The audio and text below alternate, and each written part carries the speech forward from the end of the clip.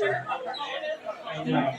And, yeah, this acoustic. Hello in the front. Hello? Hello in the front. Can everyone hear me? Thank you so much. Oh, you need a deep voice of a gentleman. So command your own. I love it. Thank you. Thank you so much. Hello. This is as loud as this goes, maybe.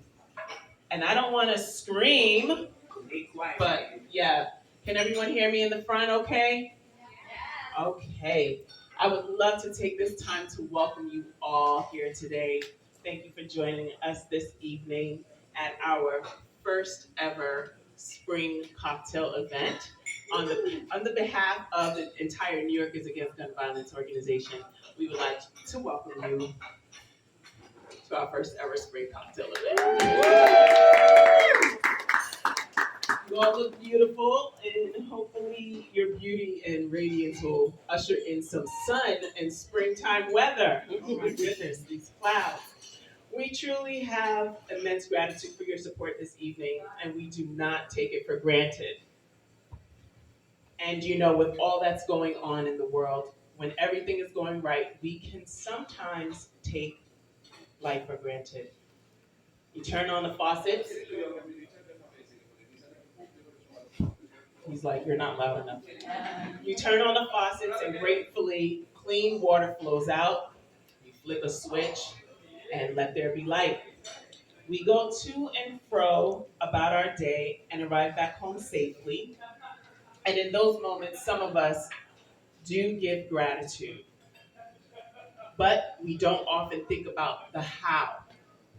The workers maintaining the electrical grids or water pipelines, or the people behind the scenes taking charge of our safety in this city. And that's my call to action to each of you regarding New York is Against Gun Violence. Know that our team, namely our executive director, Rebecca Fisher, is on the front lines in Washington, in Albany, being the voice of the people, taking charge of the safety of our city so we can focus on life, our families, our dreams, our goals, and our joy. But do know, all in all, we are in this together. Because you being here right now gives us the agency to fight on your behalf. You being here, your gifts and donations speaks volumes of your care, not only for your loved ones, friends, and family, but it demonstrates your care for others, your community, our seniors, our children, and our leaders of tomorrow. It says we champion a life to be led without the disturbance of gun violence. We gathered here today demonstrates the power of unity and what we can accomplish together. So thank you for your presence. Thank you for your donations. And remember, as you continue to experience safety in your day-to-day, that New York is Against Gun Violence has been putting in the work to keep you safe in this city and across the United States. Now, before we welcome the lady of the hour, our executive director, Rebecca Fisher, I would like to invite a guest poet to tap into your presence of mind, touch your hearts. This performer who, from Atlanta, has written a #1 poetry book, has a cameo in Black Panther, is not only a poet, but a transformation coach and a spiritualist. Please snap your fingers and welcome to the stage, the one and only King Rock. Yes, snap your fingers. Bless, bless, bless, bless. Welcome, welcome. Thank you all for being here. Rebecca, thank you so much for coordinating and facilitating this event. Thank you all for your present essence, your aura, creating this ambiance, this atmosphere for this cause of gun violence. For me, I lost a brother to gun violence. He was set up and he left behind 3 children. So this cause is very close to my heart. I'm so glad I can imbue the space with my energy and joy. My name again is King Ra, and this is called Visions.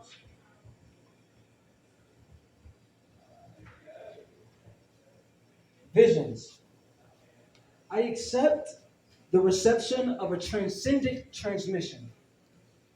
I transform, conscious that the mission requires I evolve into a better person. Intentional transitions because I'm aware of the scenic schematic of living. For the mind, the body does the bidding. Another wavelength access because I have a derogatory inclination towards complacency. Complaints transmuted into compliments to the universe because I compare what my mind's eyes and my yacht can see. Perceptual death is one of my events. But all strengths come with a weakness in order to balance out the extremes. Extracting streams of consciousness from the ether and incorporating experiences into my being. The secrets are contained, veiled in your dreams.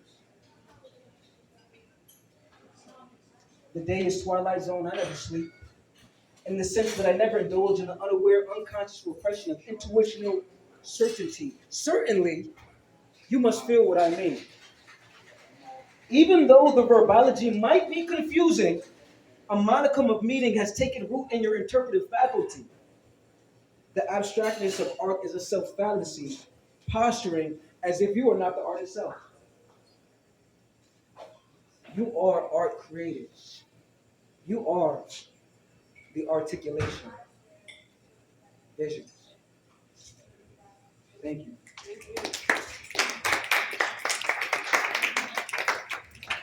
So that's my first piece, really imbuing the space of, okay, we are a community of individuals, but when we come together as a collective and pour into somebody who needs the support system because they've been through a situation in which they lost a family member, that piece was about your own autonomous and individual energy. And now this next piece will be about our conscious collective and what we create as a we. So this is called I Am.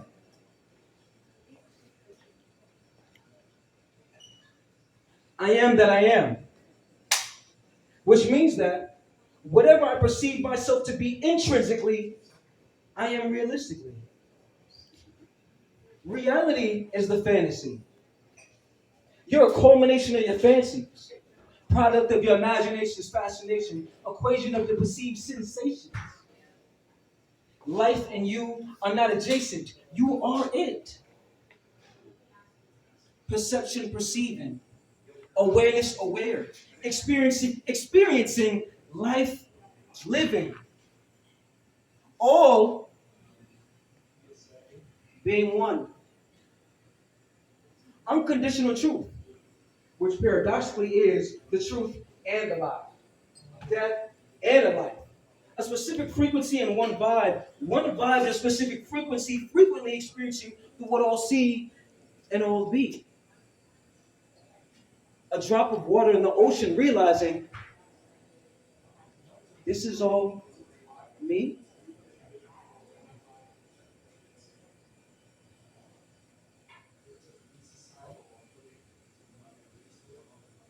We think separately, but it's to solidify the illusion. This is a fusion, spiritual fusion matched as an individual's inclusion, which means that I am is you then.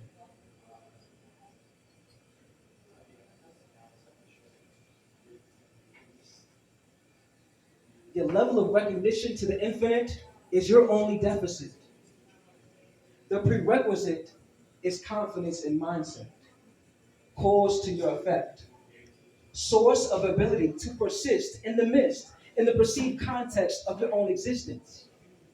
Realization of intent is relevant in every instance of projected conscience. So stay relentless. Don't ever dismiss your perception. Internalize life's lessons and anticipate the next one. We'll always have questions, but understand life is a quest and You'll forever wrestle against your limitations. I know. I'm human. I am. Thank you. And now introducing Becca, Miss Rebecca Fisher. Thank you so much. Come, baby. Come, baby. Thank you. Thank you so much. Please give a hand up. Please give a hand up for Rebecca, please.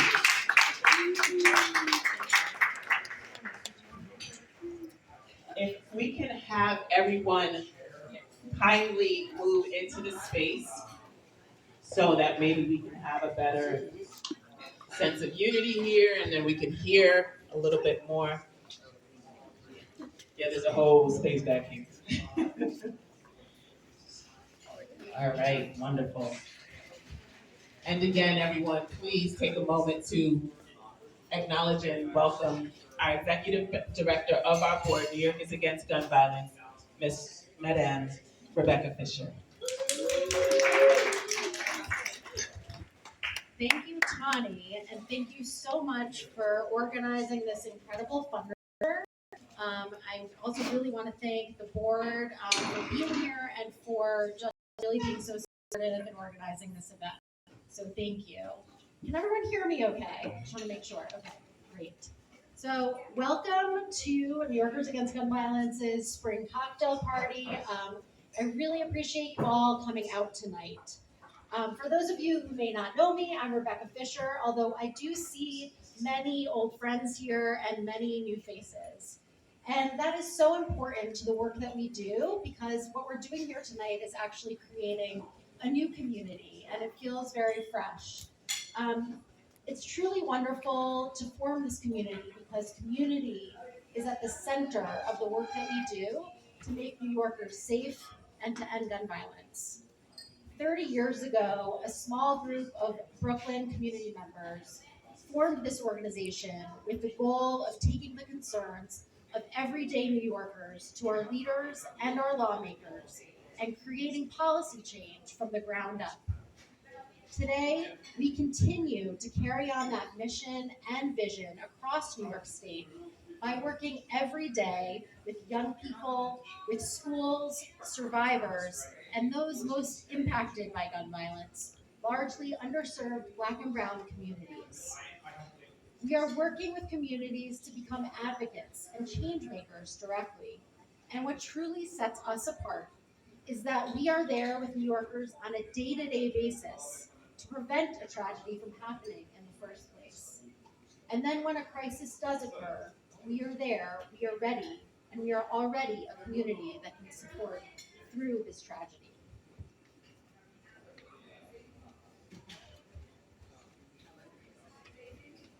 This week actually marks the 2 years since the top supermarket Buffalo shooting.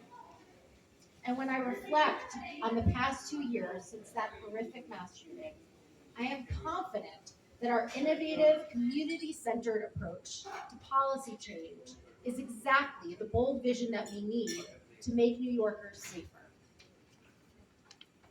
Since that shooting, we have met with and heard directly from Buffalo residents on the ground and from New Yorkers across the state. And we've heard and learned time and time again that what we need are comprehensive solutions to reducing gun violence. We need strong gun laws and investment in resources, in survivors, and the communities most impacted by gun violence. And we've acted accordingly, and our policy work is always built around that community-centered approach. New York State has not only enacted new strong gun laws that keep guns out of the hands of people in crisis, but we have also worked to invest more funding in trauma-informed violence intervention strategies for communities and young people, and to provide resources to survivors and victims of gun violence. Our comprehensive approach has led New York to have some of the strongest gun laws in the nation, but there is still so much work that we need to do together. Gun violence is the leading cause of death for children 18 and under in this country, and it's also the leading cause of death for children in New York State. And that's why our children are at the forefront of our work and mission. We know that our kids, our young people, especially Black and brown young people, are dying every single day from senseless gunfire. This impacts all of us, it traumatizes all of us, and it is all of our responsibility to address this issue for those impacted on the ground and for all of our children and New Yorkers. We know that those closest to the problem are also closest to the solutions. And that's why empowering young people and giving students the tools and the voice to affect change is so essential to our work. Our one-of-a-kind gun violence education program, Reaction, is now in over 20 New York City public schools and has been shown to change young people's attitudes towards guns, gun carrying, and their trust in local resources and other adults. The advocacy work that we do hand in hand with our young people has been a force for effective change here in New York and in Washington, D.C.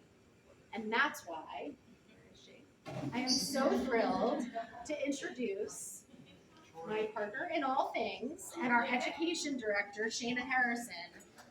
She's going to share more about the special policy and advocacy work we have done with our students here in New York. So without further ado. Thank you, Rebecca, so much.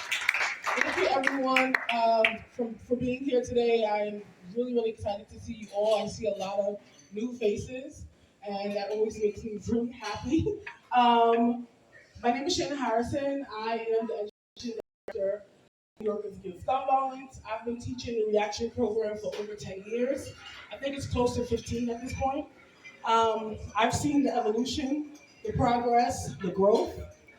We went from one program servicing 50 students in the basement at Wingate High School in Brooklyn to over 1,000 students with our direct services and our training program. Reaction has gone from an after-school program to a full day, 4-credit program. Yes, Even at its, thank you. that's huge. Even at its smallest state, the curriculum has created the bravest of spaces, encouraging young people to find power in their experiences and in their stories. A powerful example of our youth impact began in that small classroom in that basement at Wingate 10 years ago. Students were being pressured to join the neighborhood gang that hung out only feet away from their school. There was only one train station by their school at the time. From what the students learned in the program, they found out who represented them. They found out what they could actually do to change what was happening in their community. And they pressured, at the time, Hakeem Jeffries to actually put a bus stop in front of their schools so that they could have a safe passageway to and from school. This was a direct result of the things that they were learning in the Reaction program. Last year, there was a tragic shooting at Williamsburg Charter School. Unfortunately, one of the school safety officers was shot and 2 of the students were harmed as well. During that time, the school responded in a lot of different ways. They provided the school with more security measures. The students had to kind of like open their book bags, take out their, every single thing that they had in their pockets to just make sure that they were safe. For a lot of the students, getting up every single day and going into school and feeling like you're being a prisoner doesn't necessarily feel like safety. But this is the way that the school felt like they needed to respond. They reached out to us and they asked us, what is it we could do? We came in and we gave a couple of workshops. I think the biggest thing about the Reaction program is that we listened to our young people. We had a lot of ideas about what we could do to help the school. But the one thing that we knew for sure is that we needed to listen to the students because they knew what they could do to help themselves. So we encouraged the school to try to ask the student what they needed to feel safe. And they talked a lot about creating trusting spaces in their school. A lot of them knew what was happening before it happened, but they didn't have a trusted adult. They knew where the guns were coming from, but they didn't know what to do with that information, right? So what the Reaction program did was we went into the school and we actually created a space for young people to have these conversations to learn about what's happening in their communities, to really understand the root causes of gun violence, and not just in there, but to actually give them an opportunity to use their lived experiences and the things that they learn to advocate for their community. Since being in the school, the students came up with a petition. They've done annual walkouts and marches. They've gone to Washington, D.C., and advocated for better legislation to bring money into their schools to provide more programs like Reaction. Because the fact of the matter is, we don't want to wait until there's another shooting for students and teachers to figure out how do we respond. We should be always responding. We should be constantly responding. Because unfortunately, this is constantly happening in their communities. So I'm really excited to see you guys all here today. I would love to talk more about what the program actually looks like, what our curriculum looks like. We have Frank here with us, who is our program director. We also have Xavier, who's our social worker. We understand that the work that we're doing, is extremely important, and we are asking young people to do some hard stuff. So we have to provide the support that they need in order to do it. So please ask us questions once this is over. We would love to talk with you, and thank you again for supporting us. All right, all right. The fun is getting ready to take it up a notch. All right. Our board members, can everyone who's here, our board members, just raise your hand? So just take a look around, see who our board members are. If you have any questions, any concerns, please feel free to reach out to any one of us. We're grateful for you to be here. Please share, donate, donate, donate.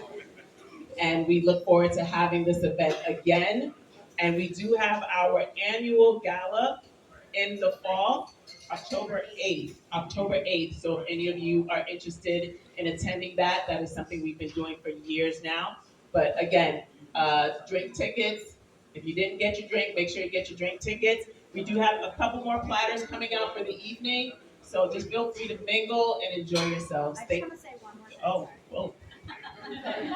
So I just wanted to let you all know, to the extent that you're interested in getting involved on the ground or taking action, that June is actually New York State's Gun Violence Awareness Month, and the first weekend in June is National Gun Violence Awareness Weekend. And so we will be posting different initiatives that are going on in the city, around the state, and we encourage you to wear orange on June 1, I believe it is. Or is it June 6th? Okay.